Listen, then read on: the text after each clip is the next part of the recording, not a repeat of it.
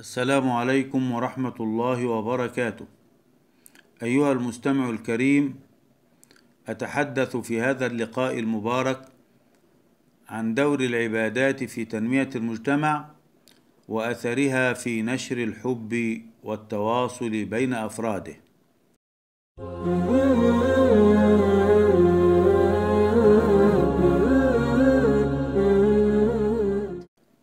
إن المتأمل في العبادات التي شرعها الله سبحانه وتعالى من صلاة وصيام وزكاة وحج يجد أنها تقوم بدور مهم في تنمية المجتمع من الناحية الثقافية والأخلاقية، حيث تبني العبادات في الإنسان خلق التعاون والعمل بروح الفريق، وذلك أن أساس العبادة يقوم على حسن التوجه إلى الله والإخلاص له. يقول تعالى مبينا ذلك: ألا لله الدين الخالص. ويقول عز من قائل: وما أمروا إلا ليعبدوا الله مخلصين له الدين. وهذا ما يؤكده النبي صلى الله عليه وسلم في قوله: إنما الأعمال بالنيات ولكل امرئ ما نوى. والعبادات في مجموعها ومختلف صورها التي شرعها الله سبحانه وتعالى تعمل على تحقيق القيم الحضارية التي تساهم في بناء المجتمع وتنميته، من الدعوة إلى المحافظة على الطهارة والنظافة، والمحافظة على الوقت وإدراك أهميته.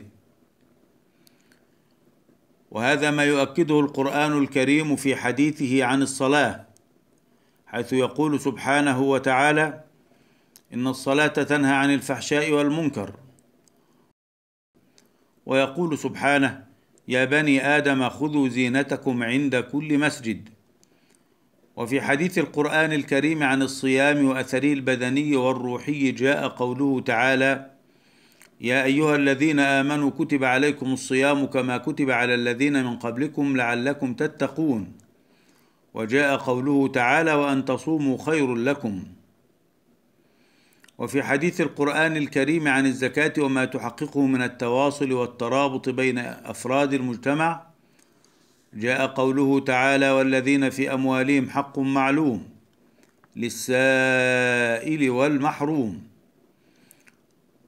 وقد تحدث القرآن الكريم عن شعيرة الحج وما تحققه من التعارف والتواصل بين الناس.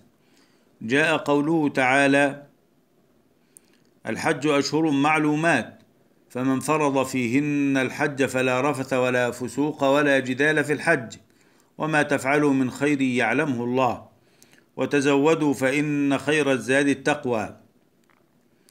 إن العبادات في الإسلام تعمل على بناء الإنسان الصالح الذي يشارك الآخرين في بناء وطنه ويتعاون معهم وصولا إلى تحقيق قوله تعالى: رب اجعل هذا البلد آمنا وارزق أهله من الثمرات. وهو في كل هذا يقدم النصح ويبذل الجهد حبا في مجتمعه الذي يعيش فيه، إذ الدين النصيحة لله ولكتابه ولرسوله ولأئمة المسلمين وعامتهم، كما قال رسول الله صلى الله عليه وآله وسلم.